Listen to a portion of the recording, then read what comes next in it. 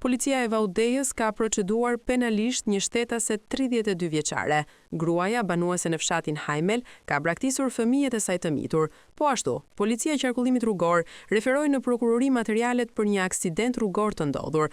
Automjeti me të cilin lëvizte një 53 vjeçar në aksin Shkodër-Velipoj është përplasur me një automjet me drejtuese një 23 vjeçare. Si pasojë, është dëmtuar 53 vjeçari që po merr mjekim në spital jashtë rrezikut për jetën. Duke vijuar me qarkullimin rrugor, u referuar në prokurori materialet për një 66 vjeçar banues në Plizh, i cili drejtonte motomjetin pa leje drejtimi, edhe për një 17 vjeçar i cili u kap duke drejtuar automjetin pa leje drejtimi, u referuan materialet në prokurori.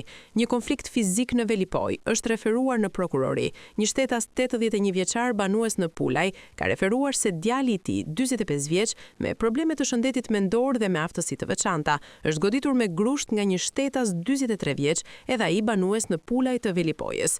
Dy shtetas, 35 dhe 32 vjeç, respektivisht banues në Shkodër dhe në fshatin Naraç të Vaudejësit, janë proceduar penalisht në gjendje të lirë për ndërtime pa leje.